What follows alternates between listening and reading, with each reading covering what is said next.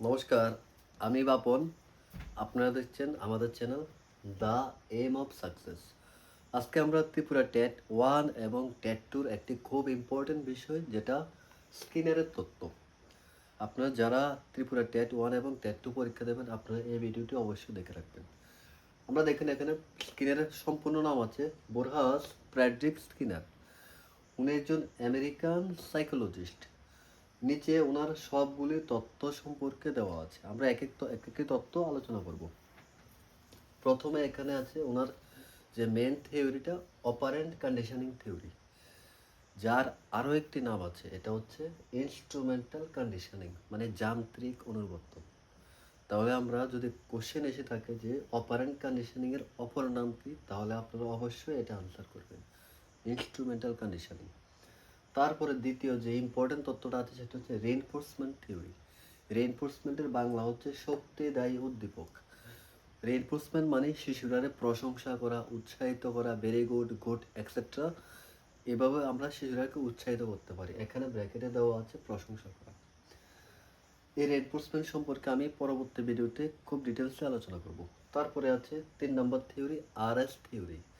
আর মানে response stimulus theory. উনি বলতে চেয়েছেন যে আগে রেসপন্স দেখা যায়, তারপরে স্টিমুলাস দেখা যায়। আমরা যেমন প্যাভলভের তত্ত্ব পড়েছি, প্যাভলভে বলেছেন তার অপোজিট, আগে স্টিমুলাস পরে রেসপন্স। তো সেভাবে স্কিনারও প্যাভলভের তত্ত্বের অপোজিটভাবে দিয়েছে কি, আগে রেসপন্স পরে স্টিমুলাস। তার মানে উনি মেন কিসের উপর গুরুত্ব দিয়েছে, রেসপন্সের উপরে। সেজন্য এভাবেও আসতে পারে যে রেসপন্স থিওরিটা কার, অথবা রেসপন্সের প্রথম লেটার যেহেতু আর, এভাবেও দিতে পারে যে আর টাইপ থিওরিটা কার, তাহলে এটা স্কিনারের হবে। আর আমরা জানি প্যাভলভের তত্ত্বটা ছিল টাইপ 1 আর ওনার তত্ত্বটা টাইপ 2 থিওরি। তারপরে আরেকটা তত্ত্ব আছে প্রোগ্রাম লার্নিং থিওরি। প্রোগ্রাম মানে এটার আরেকটা নাম আছে টিচিং মেশিন।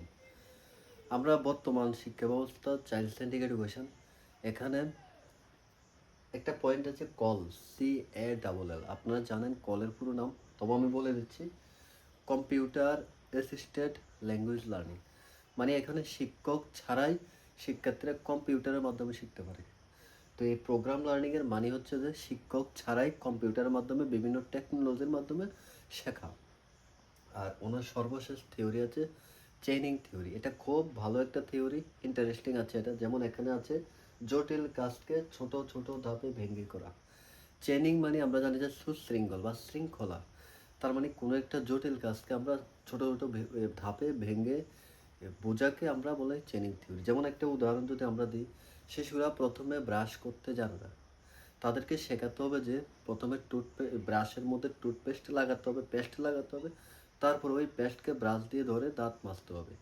তো একটা কঠিন একটা কাজ সুশৃঙ্খলভাবে করাই হচ্ছে চেইনিং থিওরির মূল উদ্দেশ্য। আশা করি ভিডিওটা বুঝতে পেরেছেন। আমাদের ভিডিওগুলো ভালো লাগলে আপনারা শেয়ার করে দিবেন আর আমাদের পেজের সাথে যুক্ত থাকবেন। ধন্যবাদ।